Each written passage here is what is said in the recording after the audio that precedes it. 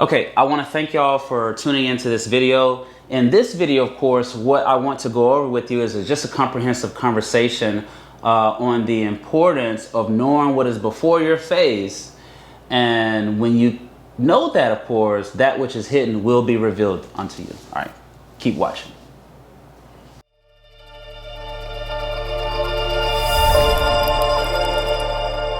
All right, thanks for tuning into this video. So what I want to read something to you. This is from the Astro Body here. I'll leave a link underneath the like button in the description area for you. But I want to read this here. This is what it says here. It says, there are lessons to be learned in the physical world which cannot be learned anywhere else. Okay?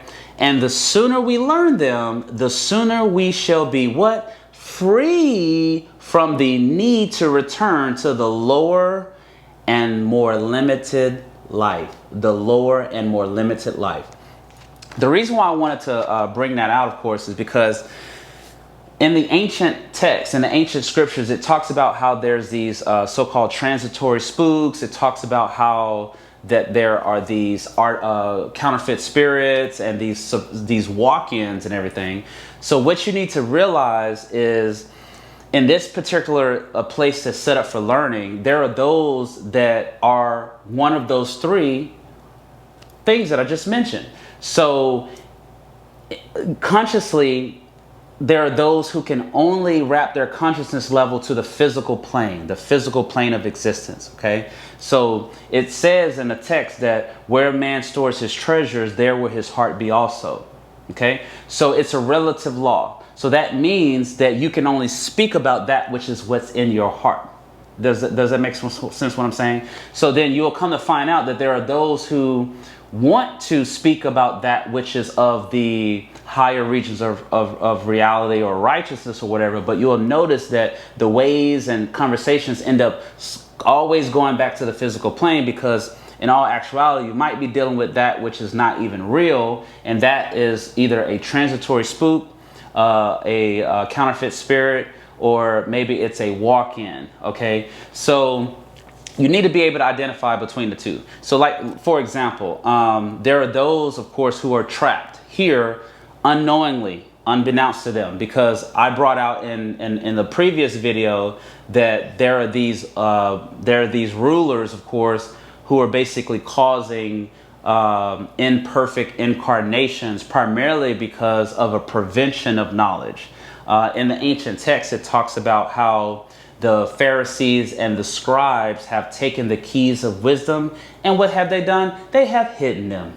Okay, they have not entered, nor have they allowed those who desire to enter to what? To do so. So what we're dealing with right now, of course, is a prevention of being able to leave. So the only thing that I could come up with is that this is a feeding ground for those who are trying to prevent those who are trying to excel, maybe even have a desire to excel, from doing so, because you're a feeding source. Like a cow, for example, doesn't know that it's a feeding source. It's out there mooing and all that. And moo, the word moo is an ancient Egyptian Kamu word for water, if you didn't know that. So they don't know that they're a food source for someone. So you have to look at yourself and you have to analyze everything. You have to make sure that you don't become a feeding source for these rulers who can only exist in the what? Physical plane, okay? In the physical plane. So that's the main concept. So everything that you should be aiming toward should be on the path of attainment toward what? The higher regions of what? Righteousness. And so you can dwell not in the lower worlds, of course, but in the higher worlds.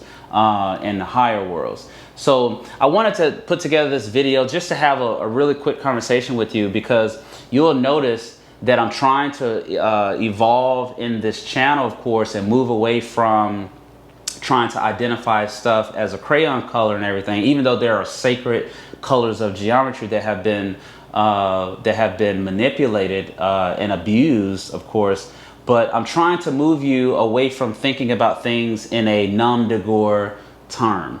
And when I mean by numb to go, I mean like political terms, like white, black, green, polka dot, purple, you know, all that kind of stuff. So what we want to look at this is we're dealing with light.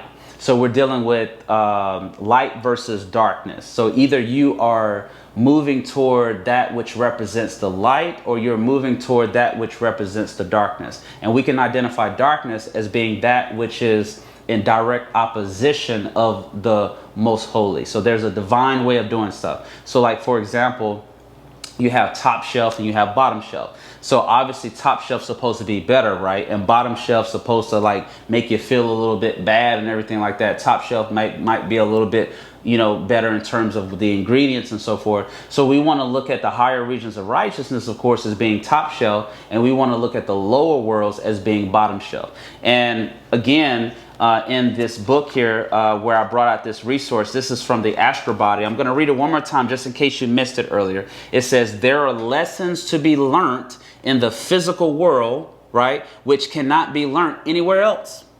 Nowhere else out there. Okay. It says, and the sooner we learn them, the sooner we shall be what? Free from the need to return to the what? Lower worlds. And we can look at that as a form of reincarnation. Okay. Because if you don't work it out right, then you might have to come back and do it again. But then you have to look at like the ego and then the desires and so many other things that I'll get into in other videos that will possibly determine what you come back as. But I'll get into that in other videos. But this video, I just want to do a quick introduction because I have plans for this channel to raise the level of comprehension on what we're talking about. And in some of the text, it talks about how there's milk for babes. And I think this is in Isaiah, I'll put it up on the screen, chapter 28, but it talks about how milk is for babes. So there are those, of course, who have the milk, right? Because there's stuff that you have to only learn here in the physical world. And the sooner you learn them, then you don't have to come back and do it all over again. So the main thing, of course, is that there's milk for babes. Okay. And then there's meat for strong men, if you get what I'm saying. So what we want to do is we want to evolve, because your goal to determine if you're progressing is if you're lining your will up with the Logos. And the main purpose, of course, of the Logos is to evolve. Everything has to evolve. So either you are going to be the lowest in the kingdom or you're going to be the highest in the kingdom. And what determines that, of course, is your will to align your thoughts and to align your being up with the higher regions of righteousness. And that's what determines if you're going to be the highest in the kingdom. What has happened, of course, is we've had these laggards. We've had these particular ones who have forsaken the higher regions of righteousness in terms of the scriptures. And what they have done is they have basically fallen and created systems around the sciences of destruction. Okay. And what that has done is that it has allowed for them to appear to be the elite in this system, because they've created an idea, or they've created a character, or they've created a role, and they have displayed that to you. And then when you look out as what is the poster child for success, you have an idea for that. Typically, whenever you think of something, you have an idea, there's an image that comes to your mind of what is the highest form of that. And it's by your nature to want to cleave to whatever is the elite setup that's going on around you. So, for example, if you've been conditioned to think that one thing is better than the other, you're going to want to cleave to the one thing that you think is better. So you'll start basically doing things in your day-to-day life, of course, to try to match up against that, because you want to be looked at as being close to that. Does that make sense? It's no different than if someone was involved in sports. And I don't suggest doing this, but if someone was involved with sports, what do? You watch film and you watch video of other elite athletes in terms of what you think elite is in terms of that industry. So then you start trying to do things like that. Does that make sense? So what has happened, of course, is there has been an order that has been set up that is not actually correct. So you have to seek the old path, if that makes sense. You have to seek the old path, because in the beginning, say someone created something and they had a concept for what they created. That means that there was either one somebody, or there was a group or a council of someone who was doing all of the talking, and everybody out there was doing all of the listening. Is it fair to say that? So if you fast forward to today, of course, now you have everyone doing what? That which is right in their own eyes. You know, they say it's over 7 billion people on the planet, but everybody is doing that which seems right unto themselves. So in a setup like that, you're going to always have malfunctions and breakdowns. So that's the reason why I mentioned something about seeking the old path. That's the reason why I promote those first 5 books so heavily, because that is the source that you can go to that says what? In the beginning. Now, I'm not saying that there has not been manipulation there. I'm not saying that. But if you're researching something in spirit and in truth, then you would be given the wisdom to be able to discern, because it says what? A good understanding have all they that what? Do his commandments. So that's how you can unlock the book, and you can make it a guidebook for your soul to where you can fulfill the word as it is written, and you can become what? The Lord of light, or you can become the word made flesh. And that is the goal, is to go within with this whole journey and stop looking outside of yourself. So what I want to do is I'm trying to figure out how to set the groundwork for the direction that I want to go in. And I don't even know if we're going to even be able to go in that direction, because the time has been made short for the elect's sake. And I'll put that up on the screen where I'm coming from. But you have to realize that it says, as it was in the days of Noah. So what I'm attempting to do for you, of course, is I'm attempting to activate the formula that's letting you know that it is all over. Okay, there's nothing to gain in this world anymore. And you know, the main thing that you need to be looking at right now is where are you storing your treasures, because it says where man stores his treasures, there will his heart be also. So if you're only thinking about this physical plane of existence, what happens when this space-time hologram goes away? What's left for you then? You get what I'm saying? Are you just gonna just dissolve into nothing? You get what I'm saying? And never be formed into anything again? Is that what you want?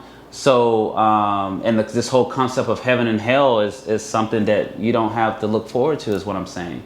So a lot of you are already dead, but you don't know that you're dead. And they create shows to let you know that you are, like Walking Dead and all that kind of stuff, and how their goal is to kill you before you wake up. You know, in the script, it has something different in terms of why they do it. But what is happening, of course, is there's an agenda to keep you in a state of being able to be fed upon by these other entities while they prepare themselves to try to prevent that which has already taken place, if that makes sense. Time doesn't really exist, by the way. So, so once you wrap your mind around that, maybe it'll make more sense for you. I want to read something to you. This is from the Keys of Enoch, right here, the Keys of Enoch. I'll leave this resource underneath the like button. And what it says is, it says, for the purpose of countering the negative destructive power, it says the Sepharim Brotherhood is performing a tremendous transduction operation for the entirety of the what? Christ race on this planet. Then it goes on to say this. Check this out. It says, through this operation, an energy field will be placed around the what? Body to bypass negative fields of interference and to what? Monitor a chemical spin orientation which will prevent the body from what? Undergoing atomic destruction. From undergoing atomic destruction. So if you've been studying the days of old, you'll notice that we've had these deluges that have taken place. And then you fast forward and it says by what? By fire and by what? Sword will I plead with what? All flesh. So you can look at that as being an atomic destruction. And by doing abominable things will keep you with a first class ticket to that destruction. But if you want to stop doing the abominable things, then this is how you can be prevented from undergoing the atomic destruction. But you have to know what the abominable things are. And that's the reason why I say, look, go to the law of Moses, guys. Go to the prophets. Go to the Psalms. That's scripture. Okay? This is how you can prevent yourself from doing the abominable things, if you get what I'm saying. So the formula has been activated. And right now the messengers are coming out and letting you know that this world is all over. So if you go back, okay, to the days of Noah, think about it this way. They were eating and drinking and giving in marriage and doing all those things, right? And they knew not until the flood came, right? So it was a world just like this world. There was women, there was children, there was old men, old women, in terms of the characters that you're familiar with. And there was expecting babies to come, and there's people expecting promotions on jobs, and people were building houses and businesses and creating structures and so forth, just like this world. And Noah was out there telling them that it's all over. They didn't believe Noah. You know, they thought he was crazy. Think about that. They thought he was crazy. And then one day they didn't see Noah no more. And then the flood started to come. And then it started to rain, because it hadn't rained from this way before, because it used to come up as a mist. And I'll leave that up here. It used to come up as a mist to water to mist on the earth, right? But then they had never seen rain like that before, right? And then it started coming up above their ankles. Do you get what I'm saying? And then it started coming up above their knees. And I guarantee you, a lot of them was looking for Noah. Has anybody seen Noah lately? Does anybody know where he might be? But Noah was gone. And it was too late. And I guarantee you, when it started coming up above their belly button. Do you get what I'm saying? And I guarantee a lot of them was saying, oh, I know you're right.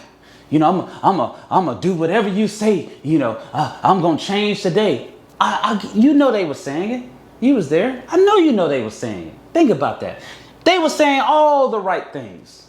You know, I'm going to change right now. I'm going to do whatever you want me to do. Just save me and my children, or my family, or my husband, or my wife, or whatever the case may be, and all that kind of stuff. You know they were saying it, right? But then it started coming up above the chin and everything like that. And then next thing you know, they're trying to swim. They're trying to get away.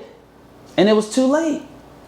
So what I'm trying to explain to you is that the end of the world was not determined by the waters falling down. See, that's where they tricked you, by making you think that the end of the world happened when the water started coming.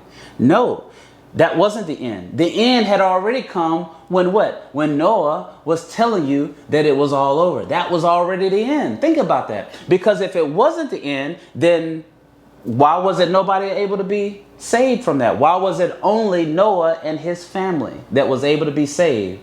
Think about that carefully. That is basically saying that the end had already come, and the waters was just there to wash it what? All away. Okay, so in the ancient text, it tells you that as it was in the days of Noah, so shall it be. So what are you doing to prepare yourself? Everybody's saying that they got to go somewhere, but don't nobody know you're going. You know, your family and friends don't know. You know, they don't know it on the job. So, you know, typically when you're preparing to go somewhere, people can see you preparing to go there. But how am I going to be able to look at you and tell if you're preparing to go somewhere? If you're doing the same thing that you was doing last week, last year. Think about that. How are you preparing? So I just wanted to do this conversation just to kind of give you I'm trying to prepare to see what would be the best way to introduce this activation that has already taken place, and you know, every day in your life of not doing that which links you up to the divine regions of righteousness, the gulf gets wider and wider and wider and wider to where you can't bridge it. You get what I'm saying? You can't bridge it. I can't get to you and you can't get to me type thing, if that makes sense. So that's how you want to think about this. So the first 5 books, I think it's critical for you all to visit that. And if it says thou should not do this, then consider not doing that. And if it says thou should do this, consider doing that. Because you have been following behind something for several years now, if you get what I'm saying. And when you look out here, you'll notice that this is the harvest, or this is the fruit of the seeds that you have planted. So if it's an evil harvest for you, then you might need to look at the seeds that you've been planting, because you might plant those seeds again. And at the same time, it just might be too late, just like it was back then when Noah was talking to them and telling them that it's all over. All right. So that's where we're at right now. I wanted to introduce those resources. I'll leave them again underneath the like button in the description area and everything like that. But I'm trying to figure out how, maybe y'all can leave a comment and tell me what y'all want, where the direction that you want these videos to go in. But I want to try to raise the bar a little bit and get out of the pointing the finger and just make it more about what are we doing individually, and how I can provide some resources and tools to help you on that path. If you are new to this channel, I talk about exoteric and esoteric information in retrospect to how it influences cultures and so forth, and how we can activate certain codes within to get us where we're trying to go. Okay? If you have any questions or comments, feel free to leave them, and I'll see you in the next video.